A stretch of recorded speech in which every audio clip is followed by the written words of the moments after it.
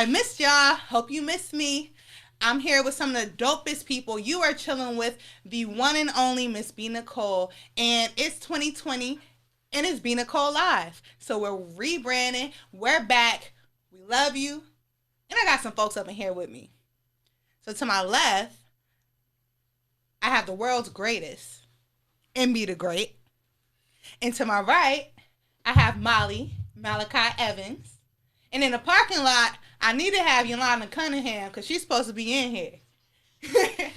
So welcome. What's up, y'all? What's up? What's up? How you doing? I'm excellent. I'm excited to have you guys here. Happy to be here. Yep. Thanks for having me. All right, let's talk a little bit about who you guys are and what your backgrounds are. Starting with you, MB. Do I need an introduction? No. I mean, you know what I'm saying. Even Michael Jackson got introduced. How y'all doing? Welcome. Happy to be here, Bee Nicole. Appreciate you having me. But for those of y'all that don't know me, I'm MB the Great, owner of Paris Lounge, owner of a lot of things. So I'm here to give whatever knowledge that I can to the world, to everybody. Answer any questions, and I'm here to learn as well. All right. We're going to drop lots and lots and lots of knowledge on y'all today. And what about you, Molly? What's going on? Mally Evans, R&B artist, coming out of Carolina, North Carolina to be exact. Durham. I've been singing forever. Started in the choir. Been coming to be global from local, so yeah, look out for me, Mally Evans. That's what I'm talking about. You know I'm from Jersey, so I put a heavy accent on the A. Mally Evans, excuse me. So before we get into our topic today, and for those of you that don't know, we're having a conversation on business. Basically, tips and tricks to the trade. What type of goals you should have for the 2020. Yolanda's excellent goal setter. MB has plenty of businesses and great business practices. But before we get into all that, let's talk a little bit on some current events. Y'all know what's going on out there in the world? All kinds of craziness. Like what? There's a lot of stuff. I'm not sure which one you're being specific on. All right. So first, we'll start with something that's heavy on my heart. Have you guys heard what's going on in McDougal Terrace? In where? In Durham, North Carolina. No. Projects in Durham, yeah. All right. So basically, there is a project that has deplorable living conditions. I'm talking kids with skin irritations that are like out of a book, like just bubbled up. No water, babies dying from carbon monoxide poisoning. Basically, it's our Flint water crisis. Had to do evacuation, right? They just did a mass evacuation of the entire project, which put them in lots of different hotels. So these families have been displaced. They're doing a lot of initiatives with, giving them food and toiletries and all sorts of things. Like, it's very sad.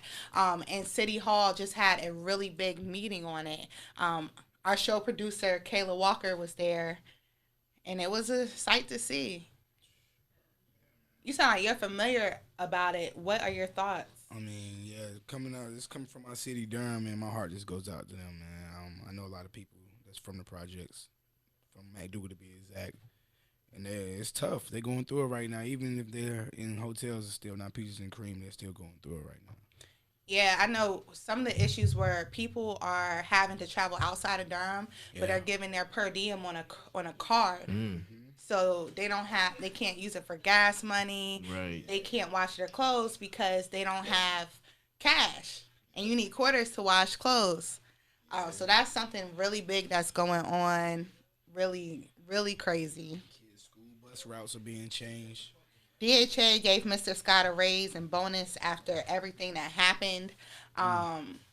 So that's something that's been put out there. It's a lot of craziness. My heart goes out to McDougal. Yeah.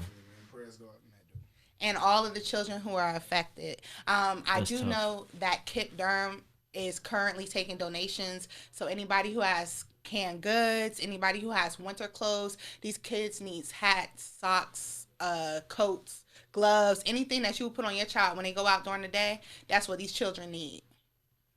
So if you can't give back, there's a site at Kip Durham.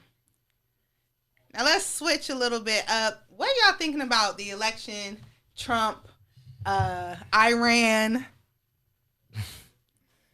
Do you run? What's going on? Somebody tell me. Do I run? I'm running. I wish I could run. I'm African. I can't run. I mean, I can run, literally, but not for presidency, Right, But right.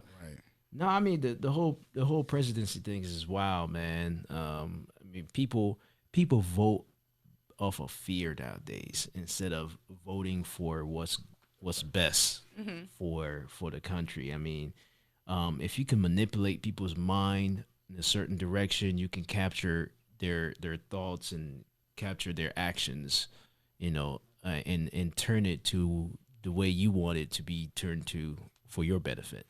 And that's exactly what Trump did and his administrative did. And then they're continuing to do that. And that goes along with any business really that you do, since we're going to talk about business later on. It's all about controlling the thought process, controlling how people are thinking and their emotions. Once you capture their thoughts and their emotions, you have power over their actions. That's a fact. Yeah, I feel like he definitely went into to the White House with a business mind aspect instead of the president. Yeah, it was all business. Yeah. I mean, he's been in business for so long. Exactly. He doesn't know anything about presidency. He knew business, so he knew how to manipulate people. And that's exactly what he did, and that's exactly what he's continuing to do. But everything else is everything that he's done right. Is he really the one that's doing it, or are the people behind him that's actually doing it? And then everything that he's done wrong is him. So, I agree. So it's like you can't really put your finger on it on exactly what's happening in the White House because you're not in there. Oh, we're all on the outside looking in, and we're giving all our opinions and things like that. But until you're actually in that room and you're there every day, like they say, you don't know a person until you live with them. Right. Yeah, so, most definitely. So you've been living with him too long. Yeah, I'm ready to fix him. You gotta go, Trump. So you really getting to know the administrative that all everybody that's around him and how he operates and how the world's going. But at the end of the day, man, he's not in control. We all know every president that's in there in the White House, they're not the one who's really in control. There's always a higher power. So at the end of the day, it's like who you vote for. Yes, they may have a little bit of weight towards how the world or the U.S. Guys, Yolanda's joining us. Welcome. Hey. Hey, look, I thought I was African and on Black People African time. But I heard about African time. Y'all showed me. Look, you tell Africans 5 o'clock, they're gonna get there at 8 o'clock, maybe 9. So you gotta tell them 12 o'clock, 2 o'clock, so they can get there at 5 o'clock. You beat me. At least, hey, now I know. I done switched over, but no. Yeah, we have the beautiful Yolanda Cunningham joining us. Welcome, sis. Smelling good, delectable, like some fresh grapes. I had to get here, so. Well, you did that. Thank you for running every red light for me. I know I was, so. I know you did. I appreciate it. At least you didn't get a ticket. I know, right? I didn't and then we be bailing you out. We're sorry. Well, I have no money. Well, that's what I was going to borrow from. Sure. Hold on, so where's the camera? I need to make sure I'm looking at the... Oh, okay. Right here. Sure. Yes. So currently, we are talking about some hot topics. We're landing on Trump right now. Okay. What he has going on. MB was giving his opinion about the current state of things. Me personally, when it comes to Trump, Iran, and everything that's going on, I think the man's a sleeper cell. I do. I promise you. It makes sense. He's a sleeper cell. His whole administration is a sleeper cell. Did y'all watch The Black Klansman? No. What? I'm going to have to check y'all, Hugh. Where is How did y'all not watch The Black Klansman? All right, it is a true story about a black man who infiltrated the KKK. But the reason I bring it up because David Duke had a whole plan about how they were going to infiltrate the presidency. And I honestly think that has come to fruition. Okay. because he has put his power behind Donald Trump. Mm.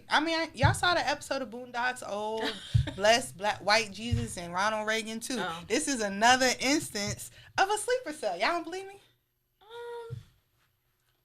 What y'all think? Y'all are going. I don't know. Am I just a conspiracy? I mean, there's always a lot of conspiracy theories, yeah. but you know, I mean, there's a lot about Russia going on here.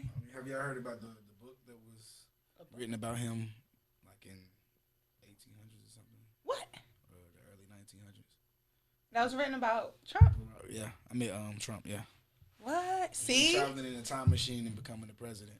No, I'm not that far out there. I don't have a Yeah. tinfoil hat on yet. But It's an actual book out there. what? Yeah. That's crazy. Wow. interesting. Very interesting. Well, the orange man's a businessman, but we know business too. So Exactly. let's talk a little bit about our topic. I need some tips from y'all. Well, first she needs to introduce herself. Yes. I'm so sorry.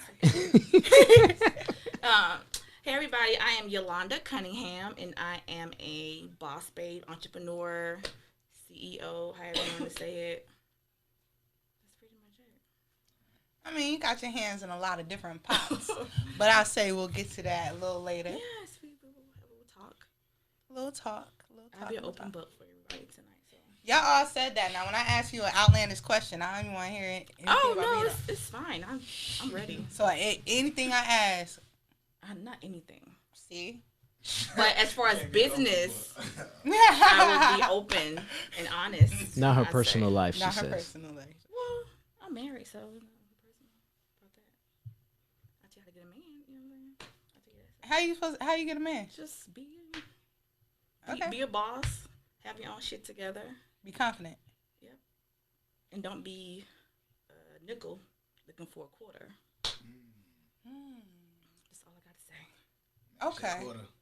Okay. Gotta come. 50-50. Gotta bring it to the table. Or 100-100. Yeah, same thing. I'm just saying, don't be less than what you want. You know what I mean? Okay. So how do If you you want a tell man the to have a people? car or however the stuff, You need to have a make car. sure you have what you want him to have. Most females don't. Great advice. don't I think- love that advice. Oh my God. Most females don't think. You sound butthurt over here. I'm not. I'm I'm just being A real. lot of women don't think City that way. girls ain't gonna like So that. this The not problem a- is the music done killed that. Exactly. Yes. Exactly. I mean, that thought that thought it was great, you know, growing up and all that stuff. They instilled that information in you as a child, as a kid back in the days. But today's day, with the internet, with the music, the way the soap operas and all those reality TV shows, it's messed up the It whole portrays entire a different. Yeah, it does. right. So I mean, that advice is great, Yeah. but is it reality? For me, it's reality, and I'm just being real. No, true. Okay. I agree with you. Everybody, I don't want to go into this today, but you know, Go ahead. That's what we're here, right? I think everybody don't have that mentality. You True. know what I'm saying? And I'm not saying that I'm like the one of a million, but I am. Some females were not taught a certain way, I guess, how they were raised. And Right. again, most people look to Instagram, Facebook as their inspiration. True. I don't. You know what I'm saying? So this is the difference. But True. Morals. yeah. Right. So Everybody's a celebrity now on the internet. On the And internet, people- they're and own people- celebrity. Yeah, and people That's the want to problem. embody that, have no idea what their behind the scenes look like. You know what I'm saying? Like Right. people portray this image on social media, and they're broke as fuck. I mean, You're so right. being And they're looking serious. at this quarter, like you said, and they're Yeah. a nickel. Yeah. Like this. It's So crazy. it's just that's reality. That's reality. Yeah. Social media is insecurities. That Yes. speaks very loud. Do you think Yeah. that's why they took the likes off of Instagram? But I still see them.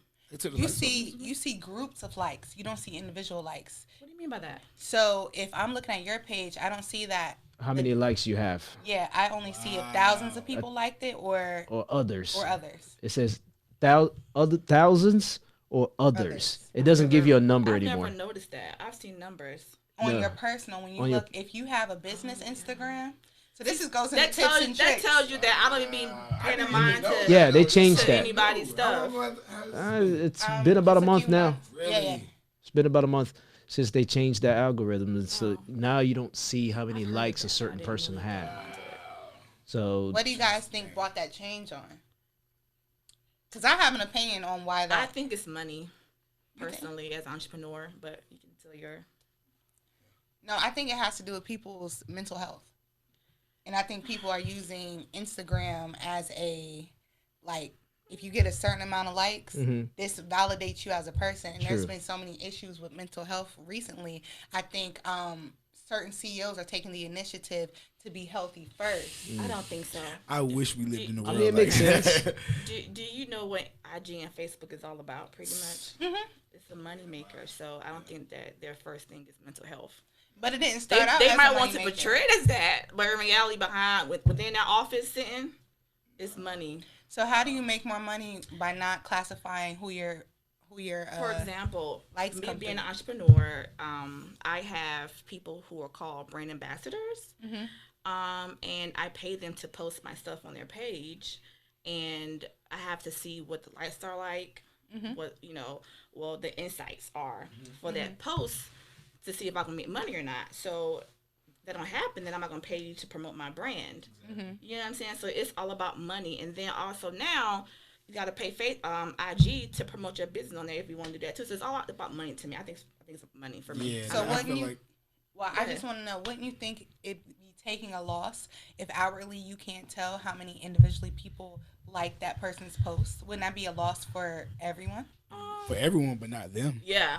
See, it's They're about not thinking them. about everybody else. They're thinking about how can they make money. Oh. So now they're advertising their promotions that they can do to make the money instead of and cutting everybody else out. Exactly. It's cutting them out. Yeah. Well, I don't know. I just think that if you can see how many people like your stuff, it pushes your personal brand more. Yeah. Oh yeah, most definitely I agree with that. And I think, like you said, mental health, because people be like, oh my God, I got 10 likes on my page, and I got my hair down my butt, or I got my butt out, and they go crazy behind scenes. People killing themselves So, They behind do it for this. the gram. yeah, so Yeah. so it's both. I think it's a medium, like money and mental health probably, but I think more so money than mental health, but they put it as that. And just quickly, we did talk about the McDougal Terrace, what's going on in McDougal Terrace earlier. I want to do a shout out to Ashley Kennedy and Miss Hudson, who have been in the trenches. The attack was seen as a trigger. Definitely appreciate them for helping out. And shout out to my producer because she's always on it. Y'all, let's dive into the topic a little bit. I need some tips and tricks on the trade of business. I want to know how, as an entrepreneur, what kind of goals I should be setting in 2020 entrepreneurially. And I want y'all to tell me. Go ahead, you go first. What kind of goals? I mean, Yes. the only person that can set those goals is you. I can't tell you what goals you can set. But what I can tell you is if you're going to do any business, with everything comes, you have to put things on paper first. Pros and cons. I always start with that. Everything that I do, I start with pros and cons. And there's a reason why this says pros first, cons later. A lot of people, they'll talk about the bad stuff first, and it overweighs your cons, and then your pros, and you'll never look at your pros, right? So I always do my pros first, then I write up all my cons. Okay. Now, if my pros outweighs the cons, then I move forward. If my cons outweighs my pros, then I pull back and reevaluate. It doesn't mean I'm gonna stop. It just means, how do I reevaluate this situation and look at it in a different light, in a different angle? And if the cons still overweighs the pros, then I pull back. So with every business that I do, and that's my approach initially. And then I go from there. For me, say it one more time the question. I'm sorry, I was on the email. It's okay. I'll be forgetting 30 seconds after I start. I want to answer you correctly, so I want to make sure I got it right. What type of goals would you say you need to be setting for 2020? Type of goals, like he said, I'm not sure what your goals are, but for me, I would say to my word, no more bullshitting around, because like time is ticking. And so whatever goal you have that you want to set out to do, then I recommend you to do it. But like he said, weigh your pros and cons out. And then my biggest thing is affirming and believing that they're going to come to fruition first. So having a goal and not believing in it is it's like no point at all. So I would just say believing in the goal first, and then working towards that goal secondly. So Okay. if that Definitely. makes sense to anybody. Actions, Yeah. actions is Yeah. louder than words. A lot of people will, you'll go through your pros and cons, you'll think about it and whatever, and you never put that into Yeah. action because you, well, some people are afraid, right? They don't know Right. where to start. How do I start? I have all this down now. Now, how do I start? And that's really the main issue with a lot of people why their business or their idea or whatever never takes off. They don't know where to start. How do you start? Just You start. just start. Absolutely. Exactly. You gotta have, like she said, you have to have that belief. Yeah. Once you First. believe in yourself, and some people find that hard to believe with themselves. So now some people need that extra push Right. behind them. They're like, okay, if I start this, I don't have no support system or whatever. I've always been my own support system. Yeah. Absolutely. That and that, Along the road. yeah, It that is. grew up. I'll tell you a little bit of my story. Right, that came from back in middle school for me. Back in middle school, I almost committed suicide. Oh wow.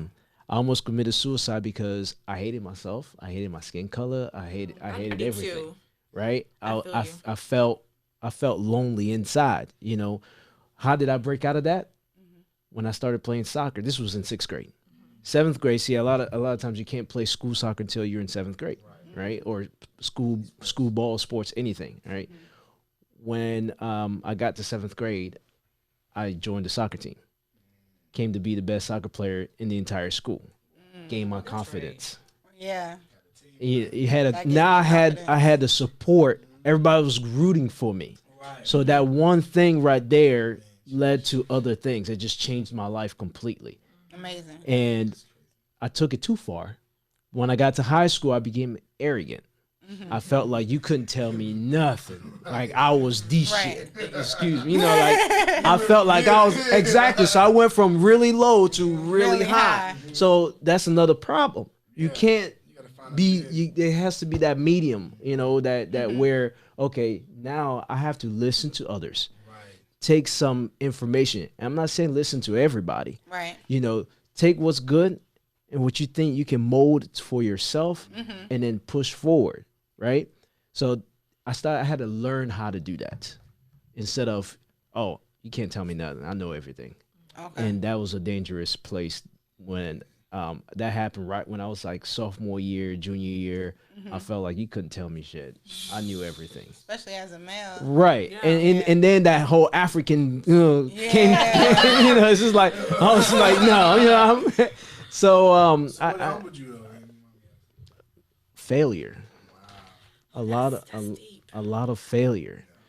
It will humble you once you think you have something and you know something and whatever, and you like, yeah, I'm gonna do this, I'm gonna do that, and blah blah blah, and then you get shut down over and over and over and over again. Then you be like, shit, okay, let me back down. Let me see, what am I missing, right? And then I started Reevaluate. reading a lot too, and that's another thing that grew me. I started reading a lot of business sense, a lot of just you know, life lesson books, all kinds of stuff, you know, just to learn how to go by fixing certain issues that have happened or whatever, or just growing mentally, right? I started reading a lot, and that helped.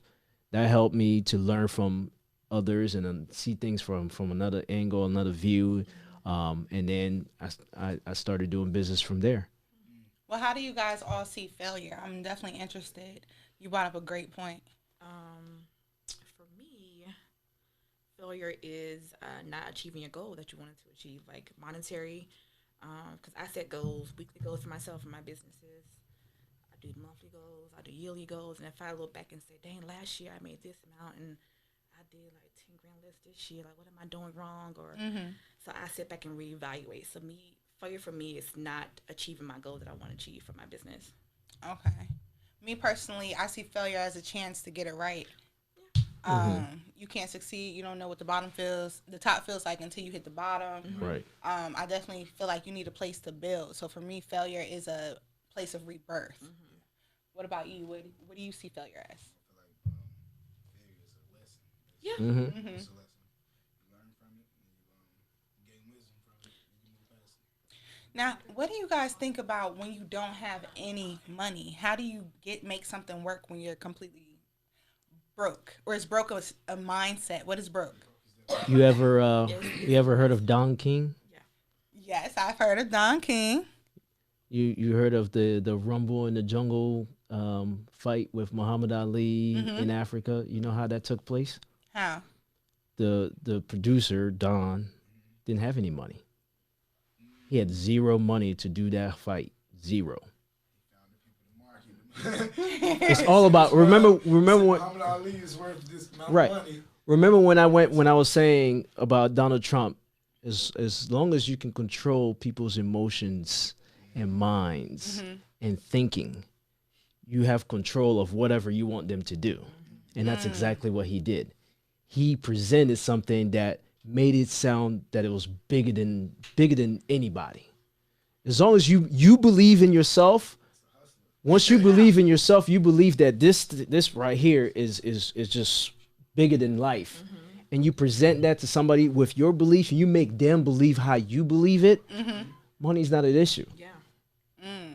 Sounds like influences. Money's not an issue. So That's a hustle. a lot Yeah. A hustler knows he has a product. Right. He don't have no money, but he knows he has his product. exactly. You know how to swindle people to make the money off of it. Exactly. Those are nuggets. Kind of like a up and coming artist. They be at Walmart. Yo, I got my CD, yo, and I'm like, oh, okay, and they be so like hyped that I want to buy it. They So, believing in themselves. Yeah, they that much, believe in themselves that they want you to, buy it. Yeah. You believe in yourself that much that you standing outside in front of the store and selling your CD. And some might tell you no, some might tell you yeah, or no, thank you, I got. But they still stay there until they, get them CDs sold. Right. So when do you guys feel like it's too early to start? It's never too early. It's never too early. No. So how should you be prepared? So there's on one hand you say it's never too early, but on the other hand, in my opinion, I feel like you need to come with a plan. That is true. You do need a plan, but the problem is people plan too much. Over plan. Yeah. And plan turns into procrastination. Over Right. plan, Bingo. overthink. Bingo. You Right. sitting there just planning the whole time and not moving off your plans. There's never a right time for anything. There's never a right time for anything. I can take you back to when I first bought my first house. Right. I didn't even know I was going to buy a house. It just happened. How did that happen? Let me just give you a quick story. I mean, this translates into everything that you do in life, right? My wife and I, at the time, we were just dating, all right? We were just dating, and my mom wanted to buy a house. So my mom doesn't speak English very well. So I was her translator. I took her to the realtor to help her out, translate. And once we got there, the gentleman was just like, "What are y'all two doing about the house?" I looked at my wife, I was like, and I was young. I was like 25 at the time, 24. Right. I was like, I buy a house at 24? Like, because in my mind was like, okay, you got to be like 30 something, whatever. You got to have all this credit and all this other stuff. I didn't really know much about credit and none of that stuff. I was just looking at I was like, what? My girlfriend at the time, I was like, we weren't even engaged or anything. I was like, buy a house? What are you talking? Like, I haven't made any plans, nothing. He was like, look, you don't need plans. We can go look at houses tomorrow. You can look at, we do this. I can send you this and you sign this paper and we can go tomorrow. I was like, what? Wow. So I was just like, well, all right, let's do it. So basically diamond feet first. I dove right in. 6 months later, I bought my first house. That's what I'm talking about. And that's, no, go ahead. I don't mean to cut you off. Go ahead. Yeah. So did I plan it? No. I mean, did I have the money for it? And I didn't think about none of that stuff. I just did it. And luckily, because I did that at 24, I was able to buy other houses afterwards. I was able to grow businesses and build businesses off of that, and that taught me a value lesson that some things you just can't plan for. You just have to go for it. Nuggets, y'all. Dropping real knowledge. You can't buy this. I hope you're tuning in. We're going to switch segments, guys, just for a second. We're going to roll into Ask Bee. I have a few questions that have been sent to me, a couple of crazy things. So, Really? Oh, wow. yes, and we're about to talk about them. Oh, okay. And definitely shout out to everybody who's tuning in right now. I appreciate everybody. This is the first show of the year. We're back 2020, coming strong. The newest segment is called Ask Bee. Who's Bee? That's me. You. Yeah. All right. So, B, you're a fluffy, juicy, fine BBW. Have you ever been approached about anything fetish related, or do you have a fun fetish story? Wow. Yes, I do. Do y'all? Fetish Have story? y'all been approached by anything fetish? No. No. Yeah. I've yeah, been you have? approached by. Okay, well, we'll hear that story. All right, I'll take it for you. Let me tell you guys what happened. One day, picture this. TMI? No, Okay. this is adult rated. This is PG 13, 14, 16, Okay. 20. Okay. Okay, so I was in a store one day, and this guy just approached me. He's like, "Oh my God, you're beautiful. Have you ever modeled before?" Blah blah blah. I get approached like this often, but this guy was just weird, just really really weird. Older white guy, Oh. grayish hair, talking about him and his wife. This is what we do, and he hands me a card that says "Fun for Fetish," and he's like, "You should try to be a SSBBW model," which is like a supersized BBW model. So I was like, okay, cool, whatever. Not the first time I heard it. Take the car home, let it sit in my wallet. Let me tell y'all, I looked on the news a couple weeks later, and this man was like kicked out of a place because he was harassing women to do this. And apparently, he takes their pictures.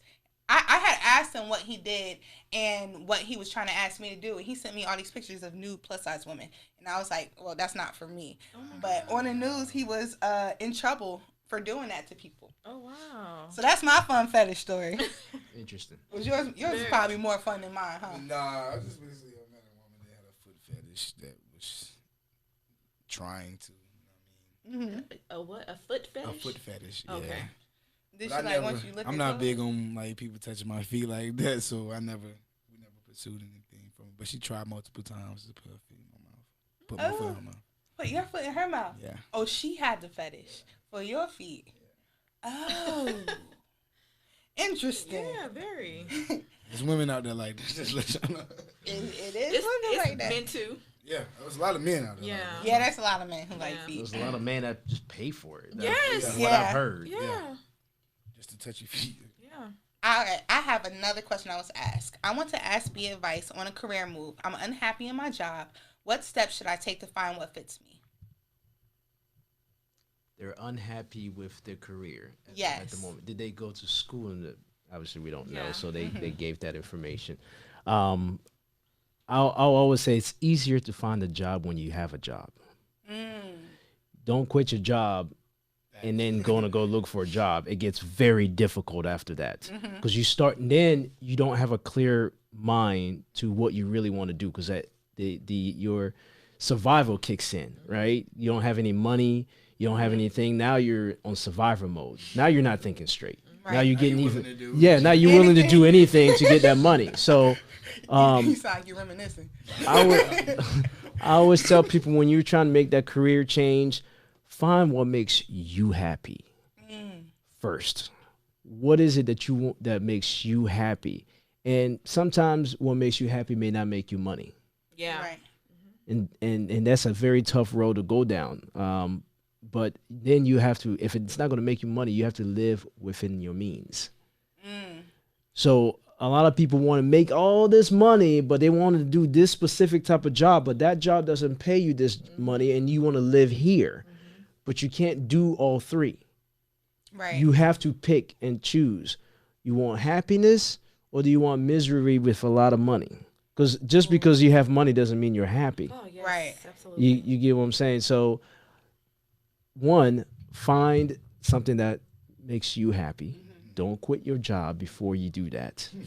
Then pursue that while you're still working. Then you'll find what you need. I wholeheartedly agree. I would have to say the same exact thing. Go to your job, but have your career. Two Right. different things. I would say have at least a year's worth of your monthly bills saved up before you do anything. Yeah. That way you're set. You're not in survival mode. Right. You can relax. You can chill and find what you want to find, what you love to do, and then go from there. So don't quit until you have at least 6 months to a year's worth of income set aside to do what you want to do and pay your bills off. nuggets, folks. Yeah. Nuggets. We're getting A1 information here. I hope you guys have been tuning in, and I hope you have been enjoying. We're going to switch things up just quickly and talk a little bit about Molly real quick. Mally, excuse me. You know, I put the hard A on things from Jersey. Mally. Let's talk about how I met you. Facts. You have this track out that, so I'm just going to be full disclosure. I don't really like people when they sing live because I don't want them to know my facial expression at first. I want to be able to hear your music and then meet you later so that if I don't like it, I know how to tell you appropriately. Right. But when I met you, you were A1. You sing live amazingly. Your track was awesome. I happened to be at Paris Lounge, which MB owns. And you were dope. So tell us a little bit about your background. Like I said, I've been singing since I was younger. I started in choir. Started recording when I was like 16. Been doing shows since I was about 18, 19. Opened up for some major artists. Been going ever since. Like you said, I like doing my shows more than anything. I'd rather a person hear me doing a show before hearing my music because I give it all on the stage. I'm a showstopper. I can attest to that. You have an excellent quality when you sing live. Appreciate that. And then the song sounds the same, and it was a good song. Mm-hmm. I'm hoping you can give us a little taste of a little something, something while we up here. Sure. Want it dead or is anything? Oh, open. Completely open. Be you. Baby girl, you look so good to me. If I was blind, your beauty ain't hard to see. Feel so good when you get so close to me. I don't know if it's love, but it's meant to be. We can ride, we can fly, just tell me where you wanna go. 'Cause I ain't never met a girl so beautiful. Everything done down to your cuticles. I'ma take you places you ain't never been before. It's a legend right there. Okay. Trey Songz, watch out. Amazing. It have all y'all smiling ear to ear, I swear. Yeah. That was amazing. And can we get a small snippet of Saturday? Because that's my joint. That's my jam right there. I said, it's been so long since I seen your face or felt your touch, that warm embrace. It melts my heart like a bright sun ray. You keep me high like an ocean wave. Saturday, I wish every day was Saturday. We can go out and play all day. I just wanna see your face. Hey! Who made the Y'all go track get behind the Saturday? I read that. It's written. No, I'm talking about the actual track itself. Who produced it? Yeah. Lion. It's a producer called Lion. Shout out to him. We put it together. Actually, he sent me over the beat and I wrote to it. Mm. And I'm gonna keep working on it. I'm gonna keep promoting that till it goes global. And that's my baby. Yeah, You write all that's your music. I do. Amazing. I mean, there's been times where I've been in a studio and we all put some collective thoughts together before. Absolutely. But majority of the time, I write my own music.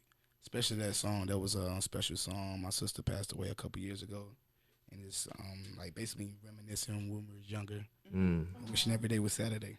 Aw. Everybody can relate to Saturday though. Absolutely. Who doesn't love Saturday? Yeah, Absolutely. we can. I thought that was a hit. Like, Yeah. I think it's a hit. It is a hit. I mean, I remember when we first when we first told me met, that. I told you that song right there is gonna do wonders. I appreciate that. Yeah. But I rock with it. I thank you guys so much for joining me tonight. Okay. You guys have been amazing. What projects are you working on currently? I'm currently working on my album. It should be out midsummer. I'm giving it all my all right now. I'm working with a whole lot of in-house producers from my hometown, from North Carolina. So I'll be on the lookout for that. Saturday is on all platforms. Mally Evans Saturday. Go get that. So you said everything's on all platforms. No, the song Saturday. It's on Saturday. And if we want to be able to book you, to look you up, what are your social medias? IG is Mally Making Music, MALLY, MAKING Music. You can find me on Facebook, MALLY Evans, Mally Evans, or just Google me, Mally Evans. Excellent. I appreciate you definitely for coming I out. appreciate you for having me. Of course. Now, you guys, I would like you to drop your knowledge too. Tell me a little bit about, well, starting with MB, tell me about your current projects, if there are anything you want to promote before we end our show. I can't really speak about current projects. Excuse me. There's a lot of projects I'm working on, just so you know. But I like to keep information to myself before they actually come to fruition. You know, Okay. and that's you learn that through business because you may slip out and say something, and then the project goes away because of I'm just something happens. You know, so right. I mean, and not even that. There's also legal actions that keep you away from talking about a few projects that you're working on. But for the mean, I'm just gonna say that a lot of good things coming 2020. Nice. You know, I'm working on a lot of different projects. So there's about 9 different projects I'm working on right now. Well, you tied it in the Secret Service. Oh yeah. I mean, they say in order to be a millionaire, you gotta have 7 streams of income. I am. Okay. I post Yeah. that all the time. I'm big on. Yeah, seven Yeah. streams. So close. Shout out to Getting NC there. Wildin' Out, man. I had a dope time out there too, man. NC Wildin' Out is doing good numbers. There's a Shout lot out. of good things that's coming from that. Look out for the flyer that's gonna drop on Monday for Wildin' Out. Okay. Facts. I'm just gonna put that out. Okay. Monday we're gonna drop the Monday. flyer for the next Wildin' Out NC show, and it's gonna be big. It's gonna be really good. That's a Valentine's Day show. That is correct? at Valentine's Okay. Day. Yeah, I'm gonna come out there, be in the crowd, check that one out. Yeah, man. yeah, definitely. It's gonna be a good show. It's always, I mean, all the cast members, they're always stepping it up every day. The models, they're stepping it up every day. I mean, everybody, it's a good crew. It's a really nice crew. Everybody's becoming like family, and definitely got that vibe, man. helping each other out. And that's really what it is, man. In order to succeed, a lot of times it's just word of mouth. No matter how much videos or posters, flyers you put out, a lot of times your product, whatever product it is that you're pushing out, it's really not going to do numbers until people start talking about it. Because you're more likely going to go, let's just talk about a movie, for example, or even a restaurant, for example, right? You're more likely going to go to a restaurant Based off of reviews. if it comes from a source that you feel comfortable with. Like if Right. your family member, your friends, wife, husband, whoever tells you, hey, this place right here I ate at, man, that junk is good. You're more likely gonna go check that place out versus 1,000 times. right versus you drive by, oh okay cool, or you see a commercial, oh all right cool. You're still not gonna get that feeling of wanting to go check it out unless somebody close to you tells you. Facts. Yep. So I mean, there's a lot of projects that's coming up, and we're working on it, and I hope everything goes well. It will. if you 2020. believe. I believe all the time. Yeah. Yolanda, what you working on? A ton of things. The main thing is with Food Network. Some don't know that, but I am a stylist for Food Network, and the show airs every Sunday. Tomorrow at 12 noon on Food Network.